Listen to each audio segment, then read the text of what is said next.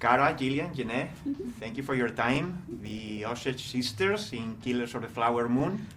You all three have a Native American heritage, and how important is for you, like, being part of this movie and that this story is being told?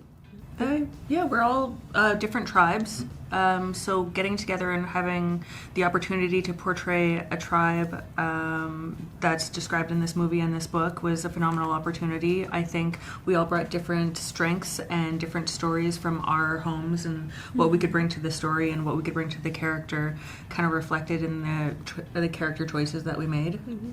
Yeah, it was definitely, it's finally, audiences are demanding authenticity. Oh my god, that mint spray that I had. But audiences are finally like demanding authenticity, which is amazing because I feel like Hollywood has been behind on that. So I love that now that because audiences are demanding it, that we have people like Marty who are actually immersing themselves in the culture. Mm-hmm. Have you heard the story, this specific story before, or because I think it was not well known, right? Mm-hmm. And it's sad. Mm-hmm. We all agreed that we'd not heard this story prior to the book, or even when we got the script and it came down the pipe. We were like, I was shocked that this is like, they were the richest people per capita.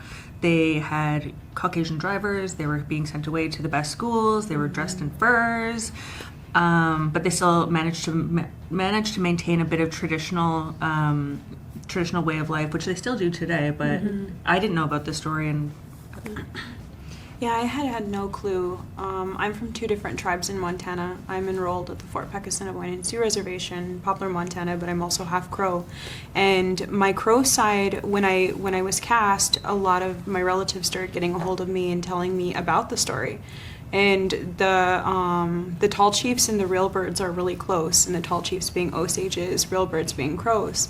And so within Crow country, it was known. But I didn't grow up Crow because that's my dad's side. I grew up on my mom's side. So the information came to me a little later. So obviously it's not only that Hollywood is being behind all this history, it's the country, right? Yeah. Mm-hmm.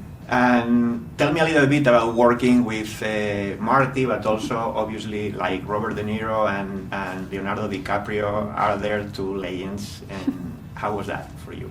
Amazing. Like everyone was so kind and funny and sweet, and they know that like this story is so important to us. So I think they would just really help us tell the story. They'd really talk to us, and we'd ask questions, and they'd help, and then they would ask us questions. So it was very much a very community outlet with everyone, and they were so driven to make it authentic that it just, everything just seemed to work together, and it was amazing. It was a really awesome set to be a part of. Right down to them learning the language. Like, they had to learn the language for some of their scenes, and just like showing that level of respect to the language as well as the story as well as the culture was bar none. Like, it was such a tribute.